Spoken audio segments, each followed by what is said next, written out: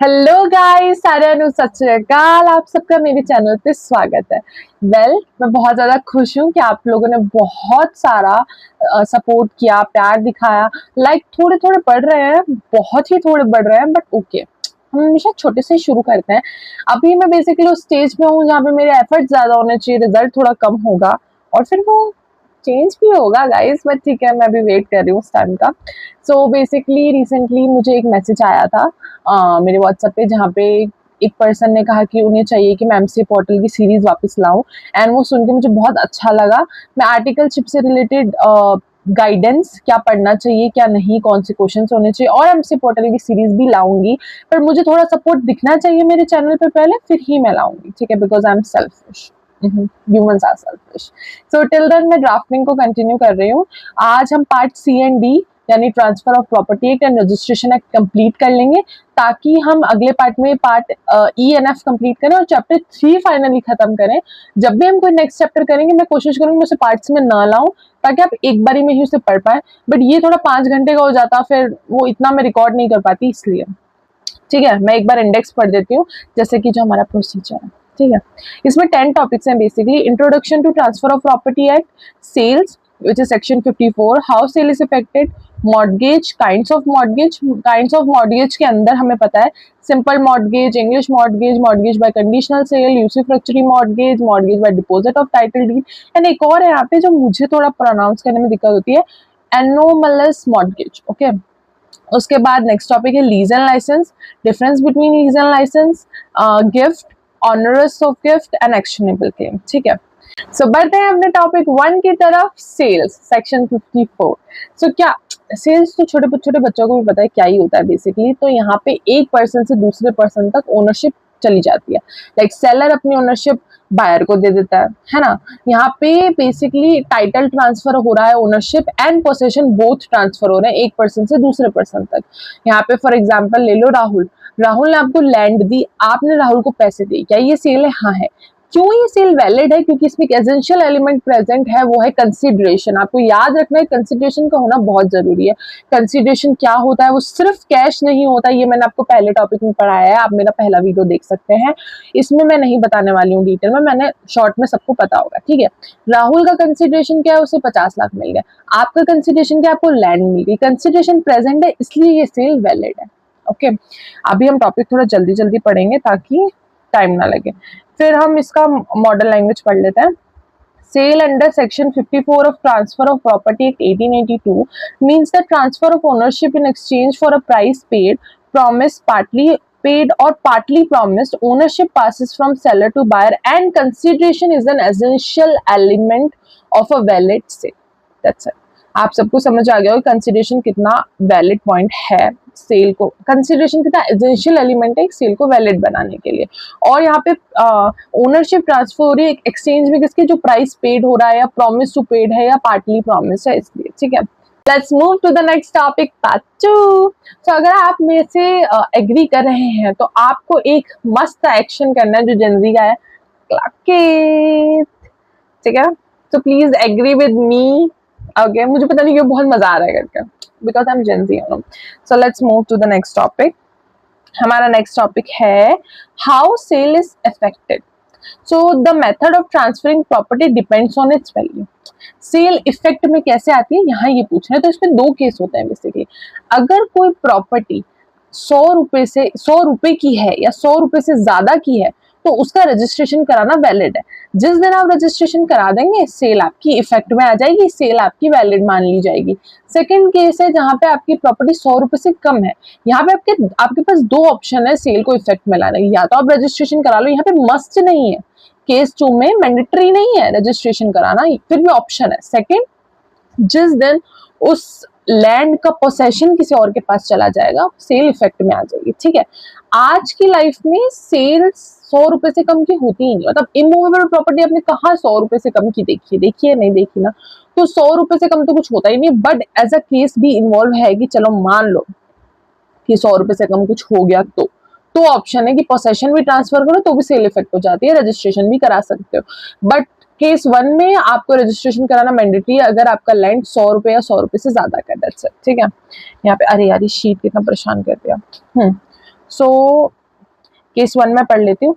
If the value of immovable property is rupees 100 or more, transfer can be made only through a registered instrument, registered sale deed. Okay, but if the value is less than 100 rupees, then transfer can be made by registered instrument or by delivery of possession.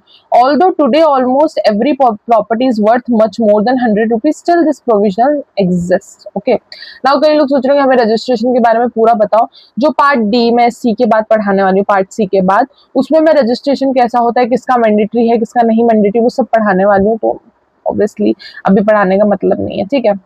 Model language, where the value of tangible immovable property is 100 rupees or more, transfer can be effected only through registered instrument. Where the value is less than 100 rupees may be transferred either by registered instrument or by delivery of possession. So topic number 3. So इस topic का नाम है mortgage. क्या होता है mortgage? यार कोई तो बता ही दो मुझे, आप बताओ. Yes, you. Let's go. आप नहीं बता रहे, हाँ बुद्धू, और मैं ही बता देती हूँ.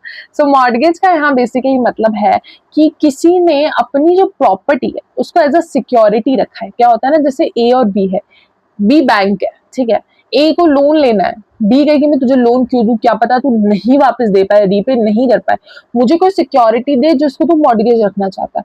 तो यहाँ पे आपने अपना घर गिरवी रख दिया, गिरवी रखना हिंदी में बोल दिया मैंने, लाइक मॉर्गेज कर दिया, सिक्योरिटी एज अ सिक्योरिटी दे दिया कि अगर मैं पे नहीं कर पाया तो आप इसे बेच देना, तब तक के लिए आप रख लो, अगर मैंने पे कर दिया मुझे वापस कर देना. अब आप वापस करने की बात हो रही है यहाँ पे. जब आपने किसी को कोई लैंड दे दी तो आप वो वापस कैसे ले सकते हो? क्यों ले सकते हो? क्योंकि मॉर्गेज में ओनरशिप ट्रांसफर नहीं होती. घर आज भी आपका ही है, आप उस घर में रह रहे हो, आपने घर जो सिक्योरिटी के लिए दी है बैंक को, तो बैंक आके आपका घर नहीं ले जाएगा, आपको सड़क पे नहीं रख देगा. आप उस घर में रहो, जियो, खेलो.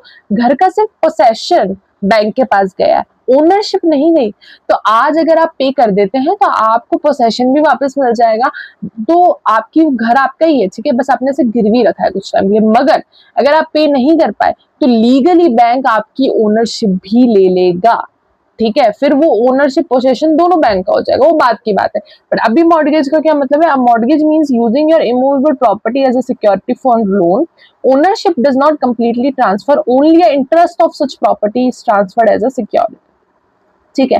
Example, Rohan takes a loan of 20 lakh from a bank and keeps his house as a security. If he repays the loan he gets the property back. If he fails, the bank gets legal right over such property. यहाँ पे मैंने ना एक छोटी सी गलती कर दी है. Basically मैंने पोसेशन बोल दिया, जबकि इंटरेस्ट ऑफ प्रॉपर्टी ट्रांसफर होता है, पोसेशन भी नहीं होता. पोसेशन हो गया तो फिर वो रहेंगे कैसे घर में, तो वो भी थोड़ी गलती हो गई थी मेरे से. घर की ओनरशिप भी आपके पास है, आप घर में रह भी रहे तो पोसेशन भी एक तरफ से आपके पास ही हो गया. सिर्फ उसका इंटरेस्ट ऑफ सच प्रॉपर्टी वो ट्रांसफर होता है बैंक के पास. सॉरी. ओके. सो जो पर्सन प्रॉपर्टी दे रहा है वो मॉर्गेजर हो गया, जिसको प्रॉपर्टी मिल रही है वो मॉर्गेजी हो गया, जिसको लोन अमाउंट मिल रहा है वो मॉर्गेज मनी, मतलब लोन अमाउंट का है मॉर्गेज मनी बोल रहा है, और डॉक्यूमेंट मॉर्गेज डीड हो गया. ठीक है.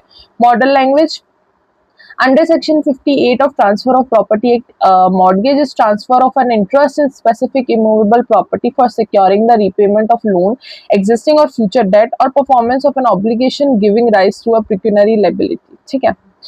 Topic 4, so kinds of mortgage. तो इस काइंड्स ऑफ मॉर्गेज में पहला हमारा है सिंपल मॉर्गेज. सिंपल मॉर्गेज का भी मैंने एग्जांपल दिया था. आपके पास ओनरशिप भी है और आपके पास पोसेशन भी है, सिर्फ इंटरेस्ट ऑफ प्रॉपर्टी आपने जिससे आप लोन ले रहे हो उसको दिया है, यानी मॉर्गेजी से दिया है. ठीक है, यानी आपने बैंक को सिर्फ इंटरेस्ट ऑफ प्रॉपर्टी ट्रांसफर किया है. कंडीशन ये है कि अगर आप लोन रीपे कर लेते हैं तो आप लोन रीपे कर लेते हैं तो प्रॉपर्टी आपकी हो जाती है. अगर आप लोन रीपे नहीं कर पाते हैं, ठीक है, तो क्या होता है, आप बैंक लीगली आप पे केस कर सकती है, कोर्ट के पास जा सकती है और कोर्ट से रिक्वेस्ट कर सकती है कि अब वो लैंड आपको दे दें, यानी बैंक को दे दें. ठीक है, मैं इसको और क्लियर कर देती हूँ. मतलब मैंने अच्छे से समझाया पर मैंने थोड़ा कंफ्यूज कर दिया आप सबको. ए है, बी है, बी बैंक है, ए ने लोन लिया, लोन के दौरान उसने एज अ मॉर्गेज अपनी सिक्योरिटी दी, ना सिक्योरिटी की ओनरशिप दी, ना सिक्योरिटी का पोसेशन दिया, सिर्फ इंटरेस्ट ऑफ सच सिक्योरिटी दे दिया कि भाई ये तेरे नाम हो जाएगी अगर मैं पे नहीं कर पाया. तो जब आप लीगली कुछ पे नहीं कर पा रहे हो, रीपे नहीं कर पा रहे हो लोन, तो अब क्या होगा, बैंक जाएगी कोर्ट के पास, कोर्ट से बोलेगी कि मुझे ये लैंड दिलवा, इसकी ओनरशिप दिलवा, इसका पोसेशन दिलवा, ताकि मैं इसे सेल कर सकूं और अपने पैसे रीपे कर सकूं, या फिर मैं इसे एज अ रख लूं, जो मनी रीपे नहीं हुआ उसकी जगह में प्रॉपर्टी ही रखूं, कुछ भी कर, पर ये प्रॉपर्टी मुझे दिलवा दे। कोर्ट दिलवाएगा, आप वो लिटरली आप वो डायरेक्टली उस लैंड के मालिक नहीं हो जाओगे, आपको कोर्ट के पास जाना पड़ेगा, क्योंकि ये सिंपल मॉर्गेज का रूल है। ठीक है, मैं मॉडल लैंग्वेज पढ़ लेती हूँ। In simple mortgage the mortgagor undertake personal liability for repayment without delivering the possession. On default, the mortgagee may obtain a court decree for the sale of property. ठीक है, now comes the second type of mortgage, which is mortgage by conditional sale. Okay, यहाँ पे क्या होता है ना, जैसे कि how should I say, A and B है, ए ने बी को बोला तू मुझे लोन दे दे, बी ने कहा ठीक है मैं दे दूंगा, पर मेरी कंडीशन है मुझे मॉर्गेज। ए ने कहा ठीक है वो भी दे दूंगा, पर कौन सा वाला काइंड, कौन सा टाइप ऑफ मॉर्गेज हम यहाँ यूज कर रहे हैं? उसने कहा मॉर्गेज बाय कंडीशनल से। ये कैसा मॉर्गेज भाई, मुझे भी समझा दो। मॉर्गेज ये वाला टाइप कहता है कि ए ने अगर रीपे कर दिया बी को तो उसका प्रॉपर्टी उसी का रहेगा, डील खत्म। अगर ए ने बी को नहीं रीपे किया तो बी कोर्ट के पास नहीं जाएगा, बी कोर्ट के पास नहीं जाएगा, मैं क्यों जाऊं, मैं इतना लफड़ा क्यों लूं, मैं वहां जाके इतना करूं। जैसे ही तूने रीपे नहीं किया, ये मॉर्गेज बाय कंडीशनल सेल एक एब्सोल्यूट सेल्स डीड में कन्वर्ट हो जाएगी, और ऐसा दिखा दिया जाएगा कि जो मॉर्गेज जो तू कंडीशनल मेरे पास रख के जा रहा था, अब ये एक सेल्स डीड में ट्रांसफर हो गया है। अब ऐसा दिखाया जाएगा कि तूने मॉर्गेज नहीं रखा है, ये प्रॉपर्टी तूने सेल कर दी है मेरे नाम पे, अब इसका मालिक, इसका पोसेशन, इसका ओनरशिप सब मेरा है, अभी सब बी का है क्योंकि तूने मुझे रीपे नहीं किया। So the owner appears to sell the property. ठीक है, if the loan is repaid on time, the sales become absolute. If repayment is made, the property comes back to the owner. ठीक है, यहाँ पे sales absolute हो जाएगी अगर आप पे नहीं करते हैं तो। A gives land to B with the condition that if 10 lakh is not repaid with 1 year, B becomes the permanent owner. Mortgage language says, mortgage याद आ रहा है, model language says in mortgage by conditional sale, the mortgager ostensibly sells the property subject to the condition that the sale becomes absolute on default or become void upon repayment. ठीक है, now comes the next kind of mortgage, third type of mortgage, which is says English mortgage. अब सब बोलेंगे English mortgage क्या है भाई, इतना मुझे याद नहीं है, करने पड़ेंगे यार। ठीक है, तो बेसिकली इंग्लिश मॉर्गेज क्या कहता है, मैं पहले ही बता देती हूँ, कुछ लोगों को लग रहा है क्यों टाइप्स ऑफ मॉर्गेज पढ़ा रही है। इस बार जून 2026 में ये क्वेश्चन आया है, मैं बता रही हूँ, आया है, लिटरली बहुत फालतू क्वेश्चन आया है कि मान लो ए ने बी के साथ ये वाला ट्रांसफर किया, उसने मॉर्गेज को है ना इस कंडीशन में रख दिया कि अगर मैं पे नहीं कर पाया तो है ना तू रख लेना, मतलब सेल्स डीड में, एब्सोल्यूट सेल्स डीड में कन्वर्ट हो जाएगा। बताओ कौन सा टाइप्स ऑफ मॉर्गेज। लिटरली इतना चोमू क्वेश्चन आया 1 मार्क्स के लिए, मतलब 5 क्वेश्चन है, एक मार्क्स के, अगर आप कंप्लीट कर लो तो यू विल रियलाइज आपने कर लिया। इस बार ड्राफ्टिंग के क्वेश्चन में, मतलब ड्राफ्टिंग के पेपर में ड्राफ्ट तो आए ही नहीं थे, थ्योरी भी मुझे ऐसा लगता है, बच्चे कंप्लेन करते हैं, मुझे लग रहा था थ्योरी आई है बाबा अच्छी, 1 से लेकर 10 मार्क्स तक एक मार्क्स के क्वेश्चन है, कितना स्कोप है। आप अगर 5 मार्क्स का क्वेश्चन अटेम्प्ट नहीं कर पा रहे फेल हो, पर आप एक मार्क्स के अगर 4-5 क्वेश्चन भी अटेम्प्ट करो, 5-6 मार्क्स तो आप पा ही रहे हो ना। 1-2 मार्क्स जा रहे हैं, क्या फर्क पड़ता है। अरे इतना इजी क्वेश्चन, आप समझ रहे हैं, लग रहा जो टाइप्स ऑफ मॉर्गेज छोड़ के गए होंगे क्या ही है, इस पे ड्राफ्ट आ जाएगा, ये नहीं आएगा, उनको आंसर कितना इजीली आ रहा होगा। और मैं आपको एक बात बता रही हूँ, कई लोगों को लग रहा होगा क्यों पढ़ना है, हम इतने बेवकूफ थोड़ी ना। जब आप पेपर देखेंगे ना, आपको पेपर में वो इतना कंफ्यूज कर देंगे कि आप कंफ्यूज रहेंगे, इंग्लिश मॉर्गेज है, यूसुफ्रैक्चरी मॉर्गेज है, कंडीशनल है, समझ नहीं आ रहा, मतलब कंफ्यूजन रहेगी ही रहेगी कि कौन सा वाला मॉर्गेज। इतना सा डिफरेंस वो क्रिएट करेंगे, जिसने ढंग से डिफरेंस क्रिएट मतलब समझा होगा ना, उसी को समझ आएगा पेपर में कि क्या आंसर लिखना है। मैं अगेन कह रही हूँ, पेपर आपको बहुत ज्यादा शॉक कर देते हैं, छोटी छोटी चीजें पूछते हैं। ड्राफ्टिंग तो मुझे बहुत शॉक कर गया था इस बार, इसलिए मैं आपको बोल रही हूँ प्लीज कॉन्सेंट्रेट। ओके, मैं कह रही हूँ टाइप्स ऑफ मॉर्गेज बहुत इंपॉर्टेंट है। ठीक है, इंग्लिश मॉर्गेज मेरे तो बहुत इंपॉर्टेंट था, मेरे तो बहुत अच्छे मार्क्स आए हैं, तो अभी तक आया नहीं है पेपर का रिजल्ट, बट मुझे ऐसा लगता है मैंने अच्छा ही किया होगा। ठीक है, तो इंग्लिश मॉर्गेज पढ़ लेते हैं। इंग्लिश मॉर्गेज में क्या होता है ना, अभी तक हम देख रहे हैं कि लोगों ने या तो मॉर्गेज में सिर्फ इंटरेस्ट दिया है या फिर कंडीशन लगा दी है कि भाई अगर नहीं हुआ तो सेल्स डीड में कन्वर्ट होगा। यहाँ पे जो इंग्लिश मॉर्गेज कहता है ए कहता है भाई तू मेरे को भरोसा करके पैसे दे रहा है ना, मैं तुझे भरोसा करके पूरी लैंड ही दे देता हूँ, पूरी प्रॉपर्टी ही दे देता हूँ। वो कहता है तू ओनरशिप रख ले। ए ने बी से लोन लिया, बदले में उसने मॉर्गेज में ओनरशिप ही दे दी, ठीक है, इंटरेस्ट नहीं दिया, पोसेशन नहीं दिया, सीधा पूरी प्रॉपर्टी ही दे दी, ये ले ओनरशिप तेरे नाम। बट अगर मैंने पेमेंट टाइमली कर ली, मुझे मेरी ओनरशिप वापस चाहिए, वरना तू तो ओनर है ही, अगर मैंने रीपे नहीं किया तो तुम तो ओनर हो ही, तो फिर ले जाओ property, that's it. So ownership is transferred completely to lender. The borrower promise to repay on a fixed date, after repayment ownership will be return, ठीक है। Mortgage language, in an English mortgage, the mortgagor transfers the property absolutely to the mortgagee with the personal convenience to repay on a specified date. So let's come to the fourth kind of mortgage.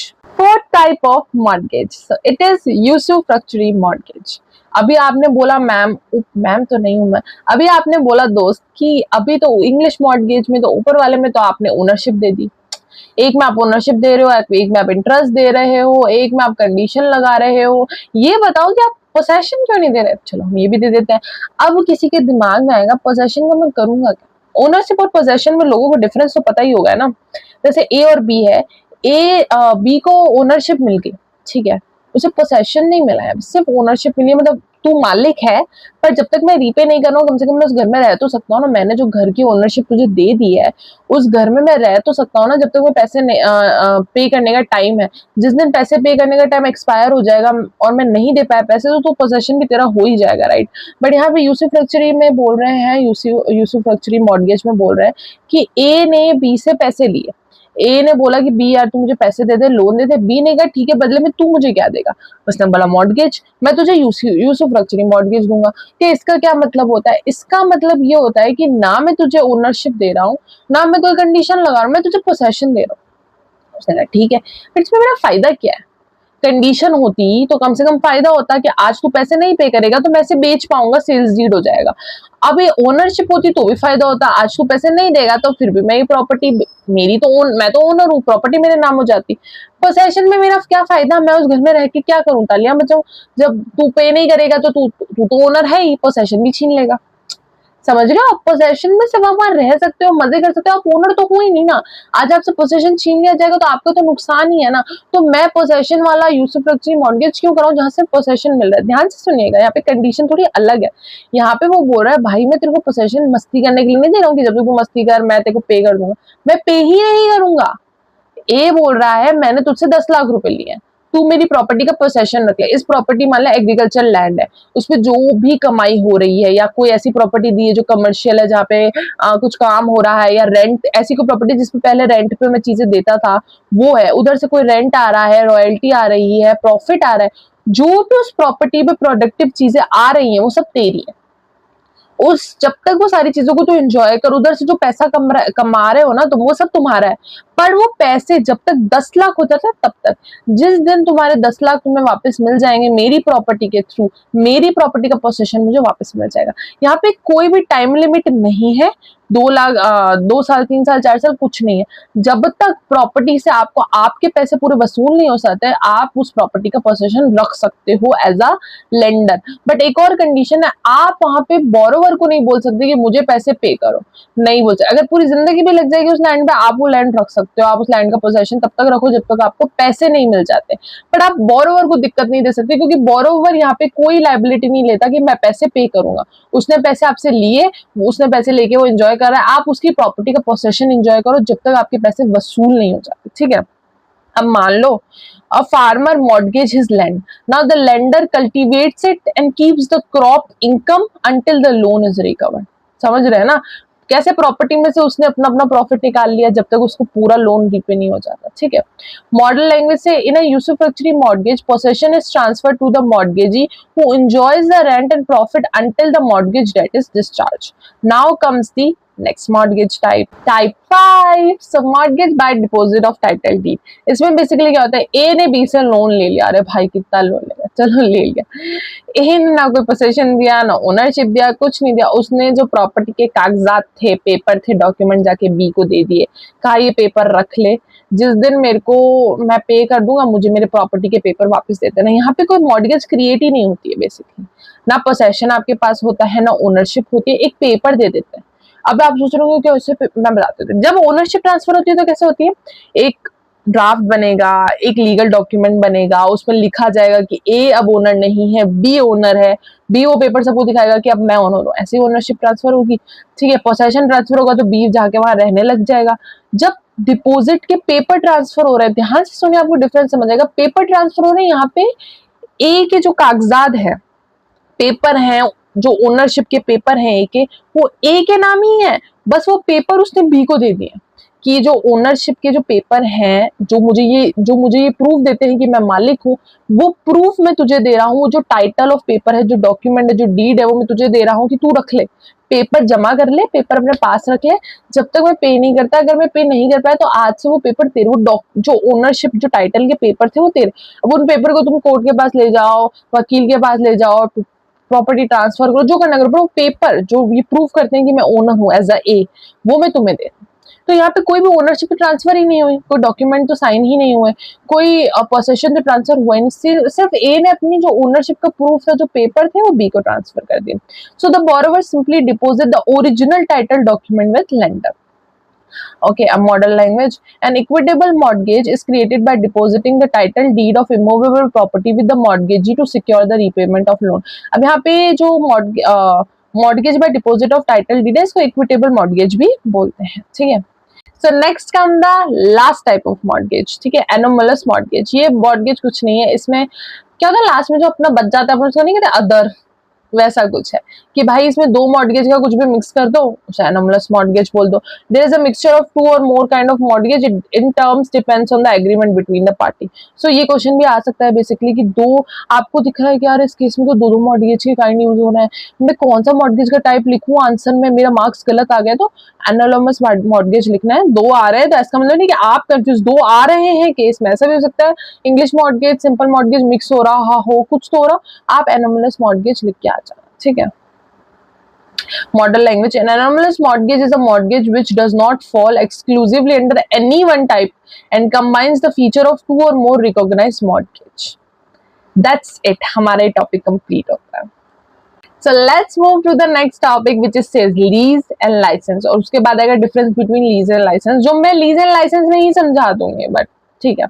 Lease and licence में, इसमें सबसे ज्यादा बच्चे confuse होते हैं, me I get confuse, I think you also are getting confuse, so मैं आपका confusion दूर कर दूंगी। एक है लीज और एक है लाइसेंस।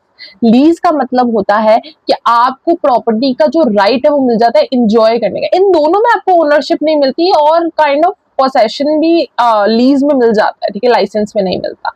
ठीक है, क्या होता है लीज में, जैसे कि मैंने बोला कि मुझे लीज क्रिएट करते हैं, ए एंड बी ने लीज क्रिएट की, बी ने बोला इस लीज के दौरान ए मुझे पे करेगा पैसे, रेंट देगा और मैं उसे वो प्रॉपर्टी इंजॉय करने का राइट दूंगा, यानी मैं उसे एग्रीकल्चर लैंड दे दूंगा अपनी कुछ साल, उसकी कुछ साल में वो जब उस प्रॉपर्टी पे जो भी ग्रो कर रहा है वो इनकम सब उसकी, बस मुझे लैंड का रेंट दे रहा है।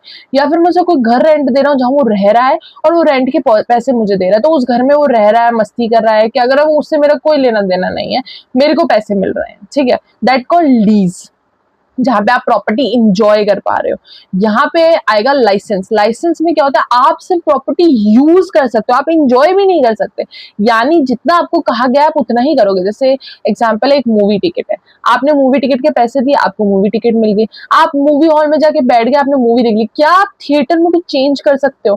क्या आप थिएटर के ओनर हो? क्या आप थिएटर का पोसेशन लेके बैठे हो? क्या आप थिएटर में कुछ कर सकते हो? नहीं, आप सिर्फ वहां बैठ के मूवी देख सकते हो, इतना ही आपको अलाउ किया गया।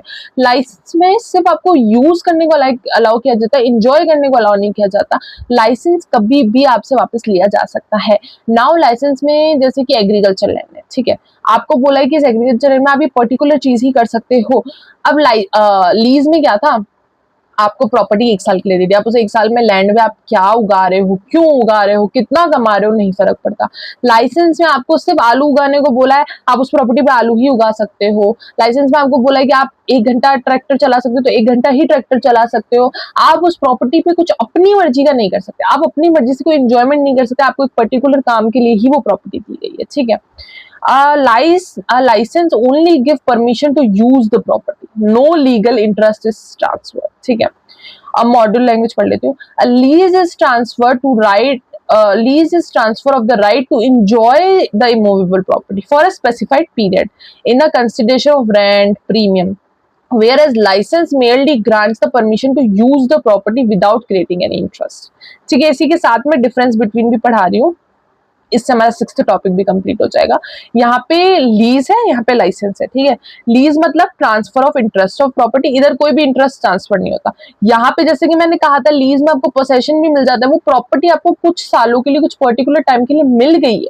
यहाँ पे आपको प्रॉपर्टी कुछ सालों के लिए नहीं मिली है, आपको डेली वहां पे यूज करने के लिए परमिशन लेनी पड़ रही है, आपको डेली वहां से एक जो पर्टिकुलर यूज के लिए आपको लैंड दी गई है, बस वही। तो यहाँ पे पोसेशन मिलता है, बट इस पोसेशन में आपको फ्रीली पोसेशन नहीं है, लाइक आप कुछ भी कर सकते हो लीज में। लाइसेंस पे आपको सिर्फ उस प्रॉपर्टी को यूज करना है, आप वहां एंजॉय नहीं कर सकते। यहाँ पे इजीली रिवोक नहीं हो सकता, लाइक आप जब लीज खत्म, ऐसे नहीं, लीज जितने साल के लिए लिखी गई है वो उतने साल के लिए ही पूरी कंप्लीट होगी।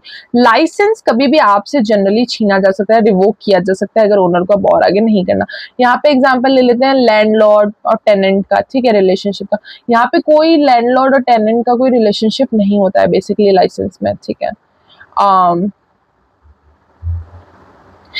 अब यहाँ पे है ना, if you are renting an apartment for 1 year, it's a lease. But if your friend is allowing you to use his bike for just 1 day, 2 day, and in against of it, he's asking you to just fill the petrol, to pay for petrol, then it's a license. कि मतलब वो तुझे 1-2 दिन के लिए चलाने को दे रहा है बाइक, सिर्फ बाइक चलाने को दे रहा है, ठीक है, और या सिर्फ गैराज तक ले जाने को दे रहा है, बस इतना ही काम करना, तो वो काम सिर्फ एक यूज के लिए दे रहा है, दैट इज कॉल्ड लाइसेंस, ठीक है। Next, let's move to the next topic, topic number 7, which is gift. पर गिफ्ट शुरू करने से पहले मैं एक बता देती हूँ, मैंने एक पॉइंट नहीं बोला कि मतलब मैं समझ, आप लोग समझ गए होंगे, लीज में आपको बेसिकली एक लीगल राइट मिल जाता है कि आप यूज कर सकते हो प्रॉपर्टी में। यहाँ पे आपको परमिशन लेनी पड़ती है, परमिशन हर काम करने की, तो वो लाइसेंस है, ये दिमाग में बिठा देना, ठीक है। Now comes the gift. Gift ऐसा चीज होता है जहाँ पे एक पर्सन दूसरे पर्सन को इमूवेबल या मूवेबल प्रॉपर्टी ट्रांसफर कर रहे हैं अपनी मर्जी से, वॉलेंट्री, विदाउट कंसिडरेशन। आपको कोई जबरदस्ती नहीं है, कोई सेल्स डीड नहीं है, कोई कंसिडरेशन का पार्ट नहीं है। यहाँ पे कंसिडरेशन इन्वॉल्व ही नहीं है। ए ने बी को बोला तू मेरी प्रॉपर्टी रख ले, मैं तुझे गिफ्ट दे रही हूँ, बदले में मुझे कुछ नहीं चाहिए। ये नेचुरल लव एंड अफेक्शन से आ रहा है। हालांकि गिफ्ट में पहले भी पढ़ा चुकी हूँ अपने पिछले टॉपिक में, बट इसमें वापस से रिपीट हो रहा है कि यहाँ पे नेचुरल लव एंड अफेक्शन के कारण आप एक चीज ए बी को ट्रांसफर कर रहा है गिफ्ट, और पैसे नहीं मांग रहा है, that is called gift. Gift registration, gift का रजिस्ट्रेशन जरूरी है, कब जरूरी है वो हम आगे रजिस्ट्रेशन एक्ट में पढ़ेंगे, ठीक है। यहाँ पे जब तक जो डोनर है, मतलब जो गिफ्ट दे रहा है, वो जब तक जिंदा है तब तक आप, उससे पहले आपको वो गिफ्ट को एक्सेप्ट करना होगा। जैसे मैं ए हूं और बी हूं, ए डोनर है, ए वो पर्सन है जो गिफ्ट दे रहा है, मींस डोनर जो अलाइव है, उसने बी को बोला मैं तुझे गिफ्ट देना चाहता हूँ। आप किसी को जबरदस्ती गिफ्ट नहीं दे सकते, बी को वो एक्सेप्ट भी करना पड़ेगा, राइट। तो अगर बी अपनी मर्जी से, ठीक है, उस गिफ्ट को एक्सेप्ट कर रहा है, जब तक ए जिंदा है तब वो गिफ्ट माना जाएगा। अगर ए मर गया, अगर उससे पहले आपने गिफ्ट को एक्सेप्ट नहीं किया एज अ रिसीवर, तो वो वैलिड नहीं माना जाएगा। गिफ्ट एक्सेप्ट हो जाना चाहिए, फ्यूचर में आप गिफ्ट एक्सेप्ट नहीं कर सकते, ठीक है। यहाँ पे मॉडल लैंग्वेज से कह रही है, under section 122 of transfer of property act 1882, gift is voluntary transfer of existing movable और immovable property without consideration by donor to donee and accepted during the life time of donor, okay. Let's move to the next topic. Next come the topic 8, हम बहुत करीब हैं, ठीक है। तो it is onerous gift, ठीक है। Onerous gift क्या होता है ना, जैसे कि यहाँ पे मल्टीपल बेसिकली प्रॉपर्टीज ट्रांसफर होती हैं। जैसे ए और बी है, ए ने कहा कि मैं अपनी 5 properties as a gift B को देना चाहता हूँ, जिसमें से 4 ठीक है, बट 5वीं पे कुछ ऑब्लिगेशंस हैं, कुछ रिस्पॉन्सिबिलिटीज हैं, कुछ बर्डन है।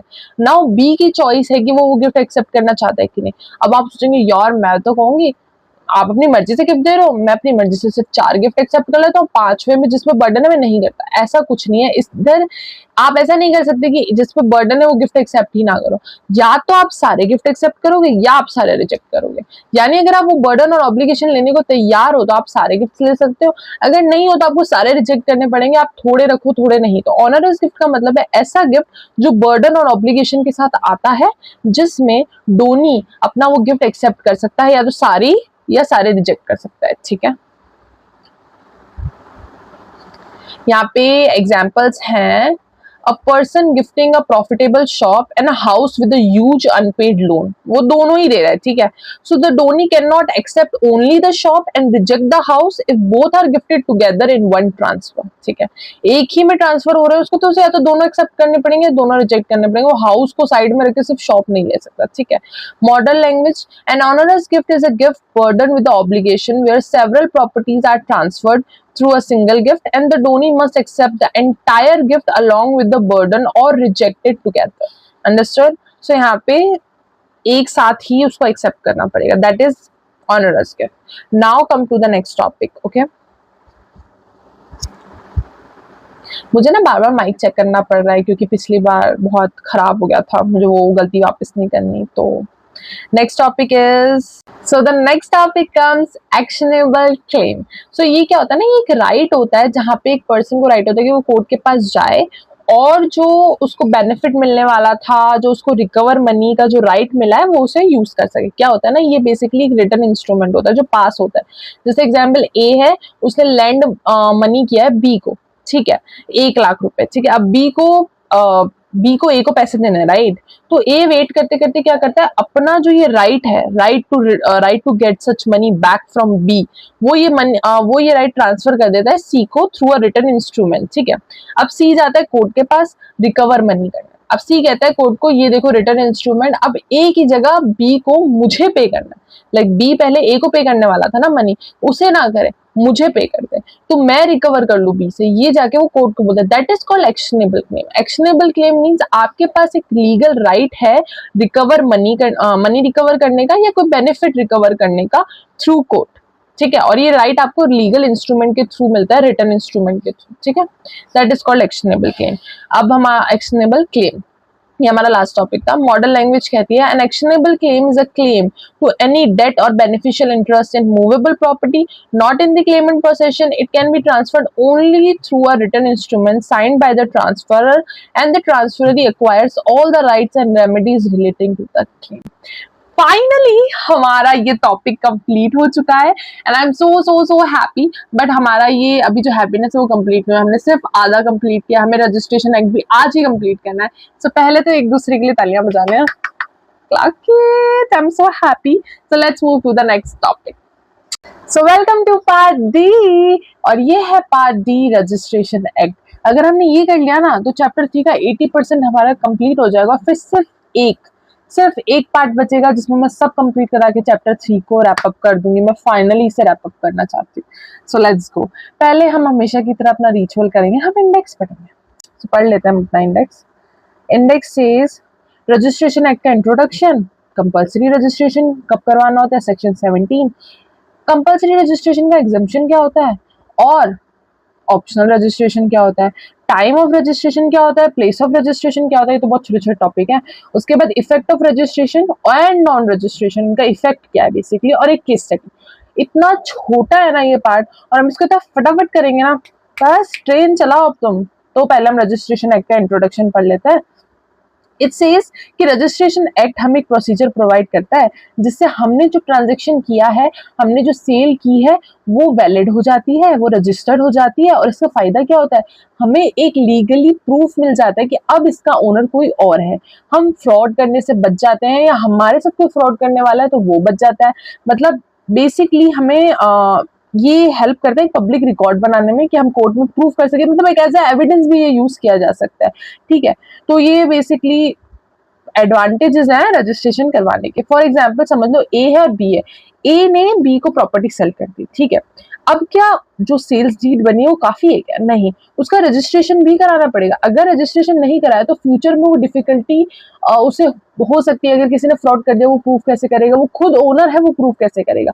तो जो सेल्स डीड है उसको रजिस्ट्रेशन कराना बहुत जरूरी है, ठीक है। ये आपको हेल्प करती है आपकी जो ओनरशिप है उसको लीगली राइट प्रोवाइड करती है, ठीक है, कि आप रियली ओनर हो।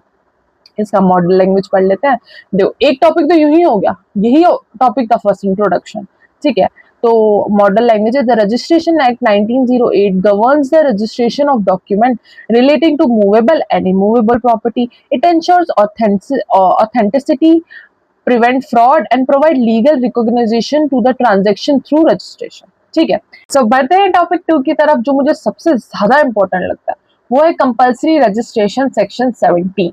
ये आपको बताएगा कहाँ पे आपको मस्ट रजिस्ट्रेशन कराना ही कराना है, कोई मैं एक्सक्यूज सुनूंगी ही नहीं, वहां रजिस्ट्रेशन कराना ही पड़ेगा। ठीक है, सुन लेते हैं। ये देखिए, इस बार एक बार पहले ही क्वेश्चन आ चुका है कि टाइप्स ऑफ डीड क्या होते हैं। ठीक है, टाइप्स ऑफ मॉर्गेज क्या होते हैं, पहले ही आ चुका है। ठीक है, मुझे ऐसा लगता है, ऐसा मेरा मानना है कि ऐसा क्वेश्चन आ सकता है कि आप बताइए कौन सी चीज मस्ट रजिस्ट्रेशन में आनी ही चाहिए, कौन सी चीज ऑप्शनल है रजिस्ट्रेशन। जैसे एक एक क्वेश्चन कैसे था 1 मार्क्स का कि टाइप्स बता दो मॉर्गेज के, केस दे देंगे, आपको बताना कौन सा टाइप का मॉर्गेज है। ऐसा भी क्वेश्चन आ सकता है कि आपको केस दे देंगे एना ट्रांसफर गिफ्ट का हो रहा है, 100 रुपए से ज्यादा बड़ी इमूवेबल प्रॉपर्टी का ट्रांसफर हो रहा है, लीज या लाइसेंस 1 साल से ज्यादा के, क्या ये कंपल्सरी रजिस्ट्रेशन है या ये कंपल्सरी नहीं है। ऐसा क्वेश्चन आ सकता है क्योंकि टाइप्स ऑफ मॉर्गेज तो ऑलरेडी आ गया ना, तो ये वाला एक बार आप अच्छे से देख लीजिएगा। ठीक है, इसमें पहले बताइए कंपल्सरी रजिस्ट्रेशन में क्या क्या आता है। ठीक है, यहाँ पे आता है first gift of immovable property.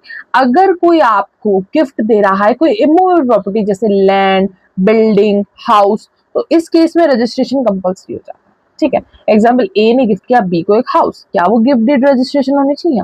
हाँ। इसमें क्या पैसों की बात हुई है, 100 रुपए से ज्यादा 100 रुपए से कम? नहीं, अभी नहीं हुई है। ठीक है, यहाँ पे सिर्फ यही बात हुई कि गिफ्ट जरूरी है। ठीक है, now second comes the document creating right in immovable property worth ₹100 और मोर। कोई भी डॉक्यूमेंट क्रिएट हुआ है, ट्रांसफर हुआ है, एक्सटिंग्विश हुआ है, ओनरशिप राइट ट्रांसफर हुआ है किसी भी इमूवेबल प्रॉपर्टी का जिसकी वैल्यू 100 रुपए या 100 रुपए से ज्यादा की है, क्या उसके लिए रजिस्ट्रेशन कंपल्सरी है? हाँ। एक तो रजिस्ट्रेशन कंपल्सरी किसके लिए, इसका एक सबसे ज्यादा ना जो हिंट है जो आपको याद रखना है, आपको जैसे पेपर में आता है कि हाँ गिफ्ट ऑफ इमूवेबल प्रॉपर्टी और क्या था और क्या था, अगर आपको आंसर लिखना है कुछ तो था, प्रॉपर्टी ट्रांसफर क्या क्या, एक चीज याद रखो 100 रुपए और 100 रुपए से ज्यादा, आपको जो याद आ रहा है ना उसके आगे लिख लो 100 रुपए और 100 रुपए से ज्यादा। एनी डॉक्यूमेंट ट्रांसफर 100 और 100 रुपए से ज्यादा, एनी डीड ट्रांसफर 100 और 100 रुपए से ज्यादा, मतलब ये 100 और मोर देन 100, ये तो मेन लाइन है, ये मेन हाईलाइट पॉइंट है, इसको याद रखना। बाकी कोई जैसे आपने बोला डॉक्यूमेंट क्रिएट, ट्रांसफर, लिमिट और एक्सटिंग्विश, आप एक्सटिंग्विश वर्ड भूल गए, आपने ये भी लिख दिया ना document create, transfer, limit, cost 100 और मोर देन 100, इतना भी काफी है, 100 और मोर देन 100 याद रखना। ठीक है, उसको समझो ए ने सेल की बी को लैंड, तो ये मस्ट रजिस्ट्रेशन करवाना पड़ेगा। Third point, document acknowledge receipt of consideration. If any document, अभी तक हमने ऊपर क्या पढ़ा, ऐसा डॉक्यूमेंट जो ट्रांसफर कर रहा है, एक्सटिंग्विश कर रहा है कोई भी इमूवेबल प्रॉपर्टी को, तो 100 रुपए से और 100 रुपए से ज्यादा की, है ना। अब यहाँ पे तीसरा बोला ऐसा डॉक्यूमेंट जो एक्नॉलेज कर रहा है कि पेमेंट कर दी गई है, मनी रिसीव हो गया है, ट्रांसफर हो गया है और उस कारण ट्रांसफर हो गया इमूवेबल प्रॉपर्टी का राइट, तो रजिस्ट्रेशन कंपल्सरी हो जाएगा, बट का 100 रुपीज और मोर देन 100 रुपीज। ठीक है, if a document record that money has been received for creating और transferring the right in immovable property, registration is compulsory. मतलब थर्ड, फर्स्ट है गिफ्ट, सेकंड है any document which is creating a right to transfer the security, third is a document which is acknowledging the money has received for the transferring the right of security, ठीक है, और any immovable property। ठीक है, जैसे A sign a document acknowledging a receipt of 25 lakh for sales of this land has received, this document also requires registration. ठीक है, fourth comes lease exceeding 1 year. अब यहाँ पे लीज एक्सीडिंग 1 ईयर क्यों बोलूं, क्योंकि अगर लीज लेस देन 1 ईयर है तो वो कहीं और आएगी, वो मैं बाद में बताऊंगी। लीज एक्सीडिंग 1 ईयर, ऐसी कोई भी लीज जो मोर देन 1 ईयर बनी है या ईयर टू ईयर बनी है, रिजर्व ईयरली रेंट है, वो मस्ट भी रजिस्टर्ड होनी चाहिए। यानी 1 साल से ज्यादा या 1 साल भी है तो वो मस्ट भी रजिस्टर्ड होनी चाहिए। A give his shop on a rent for 1 year, registration is compulsory in such case. ठीक है, next point comes transfer of court decree or award. If any person transferring right obtained through a court decree relating to immovable property, the transfer document must be registered. यहाँ पे भी यहाँ लिखना 100 और मोर। ठीक है, यहाँ पे बोल रहे हैं कि एक पर्सन ने कोई राइट ट्रांसफर किया है जो उसे कोर्ट के थ्रू मिला है, वो जो ट्रांसफर जो उसको राइट ट्रांसफर हुआ है ना उसको, वो उसको कोर्ट के थ्रू मिला है किसी इमूवेबल प्रॉपर्टी पे रिलेटेड, तो वो ट्रांसफर डॉक्यूमेंट जो उसको उसने क्रिएट किया है उसका भी रजिस्ट्रेशन कंपल्सरी है। जैसे A wins ownership of land through court decree and transfer those right to B, then such registration is also compulsory. ठीक है, मैं मॉडल लैंग्वेज पढ़ देती हूँ, पूरा जो अभी तक हमने पढ़ा ना वो सब। Under Section 17 of Registration Act 1908, registration is compulsory for instrument of gifts of immovable property, non-testamentary instrument affecting rights in an immovable property valued ₹100 or more, instrument acknowledging consideration relating to such right, lease exceeding 1 year or reserving yearly rent, and instrument transferring right under decree or court decree relating to immovable property। मैंने जो answer आपको बता रही हूँ ना, जैसे मैंने आपको बताया, हाँ ये तो एग्जैक्टली लिख देंगे, फुल मार्क्स देंगे, ये वो बच्चे के लिए बता रही हूँ जिसको खुद से आंसर बनाने में प्रॉब्लम हो रही है, जिसको मॉडल लैंग्वेज या मॉड्यूल की जो खुद की बुक की लैंग्वेज है वो लिखने में प्रॉब्लम हो रही है, मैं उसके लिए आंसर बता रही हूँ। अगर आपको मॉड्यूल की एक एक लाइन जो आंसर मतलब 5 पॉइंट्स जो लिखे हुए हैं जो कंपल्सरी रजिस्ट्रेशन वो याद हो जाते हैं, वेल एंड गुड। जो नहीं होते तो ये भी लिख सकते हैं, बट थोड़ा छोटा वर्जन है। आई प्रेफर कि आप जो बुक में लिखा है उसे ही लर्न करने की कोशिश करें। ठीक है, एंड अगेन आप लोगों के दिमाग में और इंपॉर्टेंट क्वेश्चंस कौन से ड्राफ्ट के, ये सब मैं बताऊंगी, बट मैं अभी बता के टाइम वेस्ट क्यों करूं, क्योंकि अभी इतने महीने पड़े, अगर मैं आपको अभी बता दूंगी, आप अभी वो पढ़ लेंगे तो आप पासिंग मार्क्स भी नहीं ला पाएंगे। ट्रस्ट में, जो शॉर्टकट्स ढूंढ रहे प्लीज शॉर्टकट्स को इग्नोर करें, शॉर्टकट से आप पास नहीं होंगे। वो शॉर्टकट्स तब मजा आते हैं जब आपके पास टाइम कम हो, आपने 1-2 रिवीजन कर लिए हो, और अब आपको रिवीजन करके बोर हो गया, अब आपको इंपॉर्टेंट क्वेश्चंस को हाईलाइट करना अपने माइंड में, तब मैं आपको इंपॉर्टेंट क्वेश्चंस का पूरा पीडीएफ दूंगी। इवन मैंने कैसे पढ़ाई की वो मैं आपको एंड ऑफ द अगस्त जब रिजल्ट आ जाएगा उसके बाद पोस्ट करूंगी, अगर मैं पास हुई तो। अगर मैं पास नहीं हुई तो मैं वो पीडीएफ आपको शेयर नहीं करूंगी, इसलिए नहीं कि मैं सेल्फिश हो रही हूँ, इसलिए मैं अगेन कह रही हूँ क्योंकि वो मेरी स्ट्रेटेजी थी उससे पढ़ना। अगर मेरी स्ट्रेटेजी मेरे ही काम नहीं आई तो मुझे नहीं लगता वो किसी और के काम आएगी। तो अगर मैं उस स्ट्रेटेजी से पास हो गई हूँ तभी तो मैं वो शेयर करूंगी ना।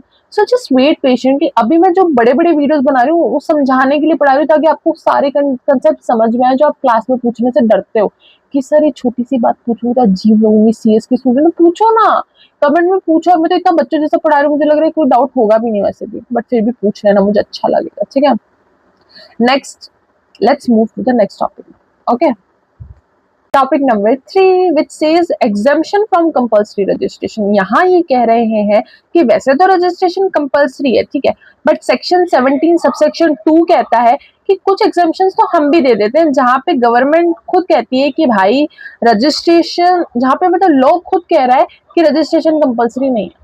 सेक्शन 17 ने कहा रजिस्ट्रेशन कंपल्सरी है, सेक्शन 17 सब सेक्शन 2 कह रहा है कि लॉ खुद कह रहा है कि कई जगहों पे रजिस्ट्रेशन माफ कर देते हैं, कंपल्सरी नहीं है। अब मैं वो लिस्ट पढ़ देती हूँ कहाँ कंपल्सरी नहीं है। जैसे document relating to company shares, company के शेयर्स ट्रांसफर हो रहे हैं, certain debentures, transfer of debentures, government grants, revenue officer partition, loans under land improvement act, agriculture loan, mortgage payment receipt, sale certificate issue after public auctions and certain court degree. ये मुझे समझाने की जरूरत नहीं, list से जो एग्जामिशन की है। ठीक है, let's move to the next topic. अरे पहले इसका मॉडल लैंग्वेज पढ़ लेती हूँ। Section 17 subsection 2 provide exemptions to compulsory registration.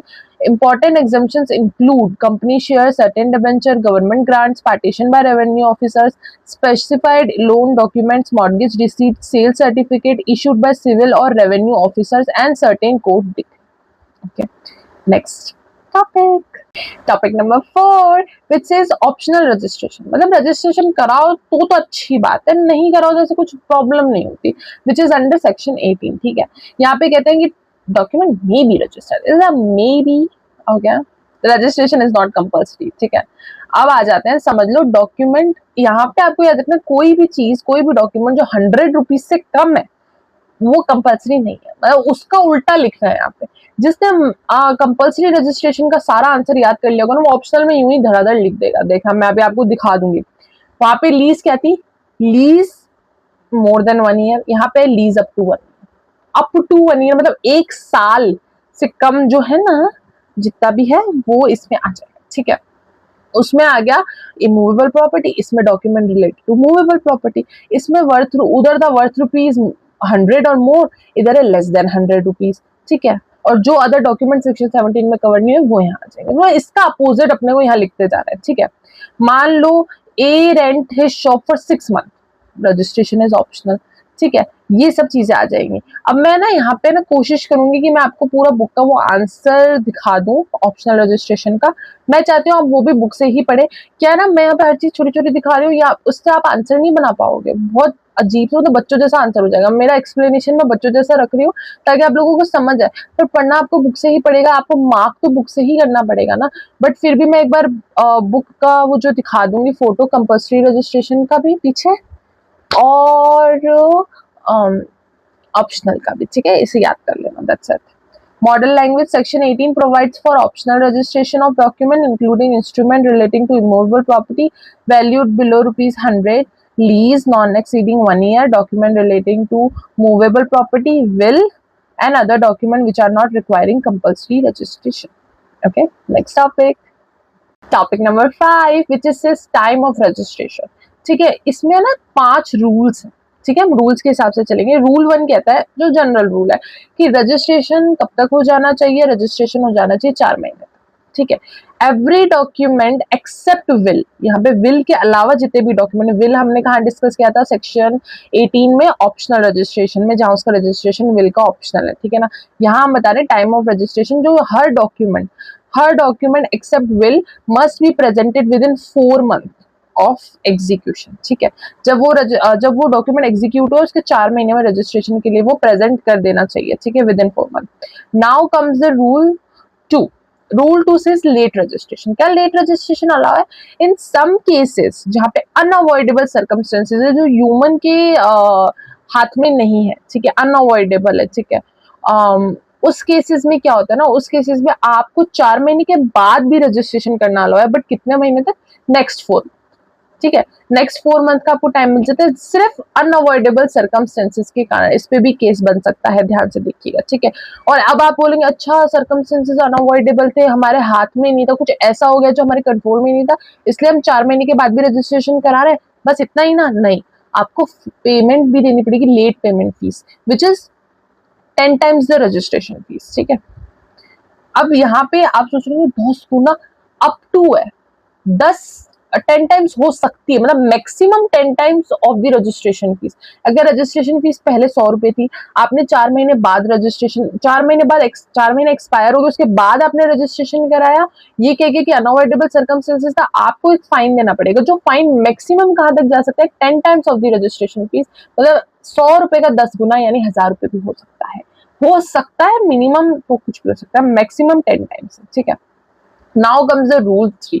अगर कोई डॉक्यूमेंट एग्जीक्यूट इंडिया से बाहर हुआ है, क्या उसको रजिस्टर्ड इंडिया में कराना जरूरी? हाँ जरूरी है। कब कराऊं? समझो डॉक्यूमेंट एग्जीक्यूट हो जैन में, बाहर, इंडिया के बाहर, अब वो आया दिसंबर में, मतलब जैन में वहां बाहर हो गया एग्जीक्यूट, दिसंबर में इंडिया के अंदर आया, तो जिस टाइम वो इंडिया के अंदर आया उसके 4 महीने के अंदर अंदर हमें रजिस्ट्रेशन कराना है। It must be registered with in 4 month after arriving in India. ठीक है, रूल 4 इज विल कभी भी रजिस्टर हो सकती है at any moment of time. ठीक है, now comes the rule 5। Rule 5 says री रजिस्ट्रेशन। री रजिस्ट्रेशन क्या होता है ना, जब एक गलत पर्सन ने रजिस्ट्रेशन के लिए अप्लाई कर लिया हो, या फिर एक गलत इंटेंशन के साथ रजिस्ट्रेशन के लिए अप्लाई कर दिया हो, ऐसे पर्सन का रजिस्ट्रेशन माना नहीं जाता, राइट। तो जब एक प्रॉपर पर्सन को रियलाइज होता है कि हाँ, जो ट्रांजेक्शन का पार्ट है वो री रजिस्ट्रेशन करा सकता है with in 4 month of discovering the defect. अब मैं बताती हूँ कैसे। मान लो ए एंड बी है, ठीक है, इन केस ए ने रजिस्ट्रेशन कराने की कोशिश की ऐसे डॉक्यूमेंट का जिसमें फ्रॉड इन्वॉल्व था, डिफेक्ट इन्वॉल्व था, उसने सब कुछ जानते हुए भी रजिस्ट्रेशन कराने की कोशिश की। ठीक है, वो कराने चला गया, अब बी को 4-5 महीने बाद पता चला यार ये तो गलत हो गया। जिस टाइम उसको पता चला डिफेक्ट है, उस टाइम से लेके विद इन 4 मंथ वो कभी भी री रजिस्ट्रेशन करा सकता है as per rule 5। That's completed this topic. Now comes some modern language. A document other than a will must be presented for registration within 4 months from its execution. Delay up to another 4 months may be condoned upon payment of a fine which is not exceeding 10 times the registration fees. A will may be registered at any time. ठीक है, next topic. Now comes the topic 6, place of registration. अरे registration की place क्या होगी? बहुत simple है, जहाँ पे जैसे रजिस्ट्रेशन हो रहा है एक प्रॉपर्टी का, और वो प्रॉपर्टी जहाँ जिस देश में है, जिस देश के स्टेट में है, इंडिया में है, इंडिया के किस पर्टिकुलर स्टेट में है, उस स्टेट में उस किस पर्टिकुलर सिटी में है और वहां का सब रजिस्ट्रार कौन है, वहां पे जाके वो रजिस्ट्रेशन कराना है। तो registration must be done in the office of sub registrar where the property is situated. अब नाउ अगर कोई प्रॉपर्टी का like one of the part भी अगर उस जगह पे है ना, तो उस जैसे समझो मैं रह रही हूँ जयपुर में, ठीक है, तो जयपुर में मैंने एक प्रॉपर्टी की डील किया। अब उस प्रॉपर्टी का पार्ट भी अगर जयपुर में है ना, तो मैं वहां के सब रजिस्ट्रार से भी अपना रजिस्टर्ड करा सकती हूँ, ठीक है। इन केस मान लो कि आपका डॉक्यूमेंट जो आपने डॉक्यूमेंट बनाया है वो डॉक्यूमेंट इमूवेबल प्रॉपर्टी के ऊपर है ही नहीं, है ना। अब क्या मूवेबल प्रॉपर्टी पे अब आप कैसे डिसाइड करोगे सब रजिस्ट्रार? अब आप डिसाइड करोगे based on the state government, ठीक है। अब वो आप उस हिसाब से डिसाइड करोगे। अब यहाँ पे ऐसे नहीं होगा प्रॉपर्टी कहाँ अलाई करती है। मूवेबल प्रॉपर्टी के केस में इन आप एक एप्रोप्रिएट सब रजिस्ट्रार चूज करोगे अंडर स्टेट गवर्नमेंट, ठीक है। Now model language. According to section 28, document relating to immovable property shall be presented before sub-registrar within whose sub-district the whole or part of the property is situated. Okay. Now comes the next topic. So the next topic is effect of registration and non registration. जब आपका registration हो गया है आपके document का, तो वो document legally effective हो जाएगा, आपके राइट्स एनफोर्सेबल हो जाएंगे और ओनरशिप प्रूव हो जाएगी। अगर आपका रजिस्टर्ड हुआ ही नहीं तो आपका डॉक्यूमेंट कभी भी एज अ एविडेंस कोर्ट में प्रूव ही नहीं हो सकता। आपका डॉक्यूमेंट कभी भी एक सर्टेन लीगल राइट नहीं रख सकता, मतलब जो ऊपर था उसी का हो जाएगा। अब आपका डॉक्यूमेंट बट आपका डॉक्यूमेंट ना इमूवेबल प्रॉपर्टी पे इफेक्ट नहीं लाएगा, ठीक है। तो आपका डॉक्यूमेंट बेसिकली किसी काम का नहीं अगर वो रजिस्टर्ड नहीं है, जबकि उसको रजिस्टर्ड होना चाहिए था अंडर कंपल्सरी रजिस्ट्रेशन सेक्शन 17, ठीक है। अब कुछ एग्जेम्पशन है। एग्जेम्पशन किसके हैं? The document which is not registered, उसका कुछ एग्जेम्पशन है। एक्सेप्शन कहता है कि एग्जम्पशन बोलूं सॉरी एक्सेप्शन है कि an unregistered document can still be used in a suit for a specific performance और for proving a collateral transaction। इन दो केसेस में अगर आपका रजिस्ट्रेशन नहीं हुआ है आपके डॉक्यूमेंट का, स्टिल वो डॉक्यूमेंट इन दोनों जगहों पे वैलिड माना जाएगा, जहां हमें सूट फाइल करनी है फॉर स्पेसिफिक परफॉर्मेंस और जहां पे हमें कोलेटरल ट्रांजेक्शन प्रोवाइड करना है, ठीक है। For example A sells the land but never registered the sale deed. Later, a dispute arises. Normally, A cannot rely on the unregistered sale deed to prove the transfer of ownership. ठीक है. Now comes the model language. A document required to be registered but remaining unregistered does not affect immovable property, cannot confer the legal rights, and is generally inadmissible in evidence. However, it may be admitted in a suit for a specific performance or for proving a collateral transaction. Now comes the case study. बस फिर उसके बाद खत्म। I am so happy. Clap for you guys. And please please support दिखाओ यार, comment करो पहले तो सबसे ज्यादा, मुझे बताओ तो सही कि मजा भी आ रहा है कि नहीं, मैं क्या गलत कर रही हूँ क्या सही कर रही हूँ। रिस्पेक्टफुल मैनर में एक कमेंट तो कर ही दो। अगर आप कमेंट करोगे ना मुझे बहुत अच्छा लगेगा। एंड ट्रस्ट मी, आप मेरे दोस्त हैं, अगर आप ये वीडियो देख रहे हैं तो आप मेरे दोस्त हैं। आप मुझे हक से बताइए कि मैं नेक्स्ट वीडियो क्या लाऊं। जैसे मानो मैं ड्राफ्टिंग का नेक्स्ट चैप्टर ला रही हूँ, नहीं आपको ईएसजी का चाहिए, आपको डीडी का चाहिए कोई पर्टिकुलर चैप्टर, आपको कुछ और टॉपिक पे गाइडेंस चाहिए, यार लिखोगे तो दूंगी ना गाइडेंस। मुझे थोड़े ना दिमाग में आ रहा आपको किस चीज में हेल्प चाहिए, लिखो नीचे। सबसे ज्यादा जो कमेंट करेगा मैं उसी को जो वीडियो बोलेगा वही नेक्स्ट लाऊंगी, पक्का प्रॉमिस, आई ची शपथ। आगे बढ़ते हैं। सो नेक्स्ट टॉपिक हमारा केस स्टडी। अब यहाँ पे लिखा है, केस स्टडी का फैक्ट पढ़ देती हूँ। XYZ private limited entered into a contract for a sale of plant and machinery worth ₹50 crore. The document was signed in Mumbai by XYZ and later signed in Delhi by DEF LLP. ठीक है, पहला question आता है, क्या registration compulsory है? आप बताइए, जब तक आप नहीं बताएंगे मैं नहीं बता रही। सोचो सोचो सोचो, रजिस्ट्रेशन कंपल्सरी नहीं है, ठीक है। पहले का आंसर है no. Plant and machinery are generally treated as movable property, ठीक है, unless permanently attached to earth. Registration under section 17 is compulsory mainly for specified transaction involving immovable property. So the sales contract does not require compulsory registration. मैं case में क्या question बन सकते हैं वो बता रही हूँ, ठीक है। पहला आपको समझ आ गया, प्लांट एंड मशीनरी एक मूवेबल प्रॉपर्टी है। ये क्वेश्चन आप समझ रहे हो, जरूरी नहीं कि केस स्टडी है, पर ये क्वेश्चन से आपको एक अंदाजा हो कि जो हमने कंपल्सरी रजिस्ट्रेशन और ऑप्शनल रजिस्ट्रेशन सेक्शन 17 सेक्शन 18 पढ़ा, इस पे क्वेश्चन कैसे बन सकते हैं। पहला क्वेश्चन तो यही बन सकता है, for example a plant and machinery transfer, क्या इसका रजिस्ट्रेशन कंपल्सरी है? सब लिखेंगे हो, ऑसेट है, ऑसेट भाई मूवेबल में काउंट होती है ये, ठीक है। तो लिख मत देना गलती से सेक्शन 17 में आएगी। Where can it be registered? अब ये मूवेबल प्रॉपर्टी है तो ये कहाँ रजिस्टर्ड हो सकती है? Since it related to movable property it may be registered in any appropriate sub registrar office under state government permitted by the act. मतलब जब मूवेबल प्रॉपर्टी में होता है ना तो आपको जिस सब रजिस्ट्रार के पास रजिस्टर करना आप कर सकते हो, पर वो स्टेट गवर्नमेंट के अंदर परमिटेड होनी चाहिए। बस जहाँ जो सब रजिस्ट्रार है वो स्टेट गवर्नमेंट के अंदर परमिट होना चाहिए, दैट्स इट। आप कोई भी रजिस्ट्रार के पास जा सकते हो। अब यहाँ पे लिखा है what is the time limit. यार क्या मतलब 4 महीने? और क्या 4 महीने के अंदर अंदर आ जाना और एग्जीक्यूट कर देना, इसमें क्या है? और रूल 2, 3, 4 कि बाहर एग्जीक्यूट हुआ है तो कितने टाइम में आना पड़ेगा, री रजिस्ट्रेशन कराना है तो विल है तो, और अगर 4 महीने एक्सपायर हो गए हैं पर नेक्स्ट 4 महीने मिल सकते हैं क्या अनअवॉइडेबल एग्जम्पशन, अनअवॉइडेबल सर्कमस्टेंसेस के अंदर। तो ये सब मैंने ऊपर पढ़ा दिया था, यहाँ पे हमसे भी लिखेंगे 4 महीने के अंदर एग्जम्पशन हो जाना चाहिए। एक्सेप्शन इज 4 महीने के अंदर एग्जीक्यूशन हो जाना चाहिए रजिस्ट्रेशन का।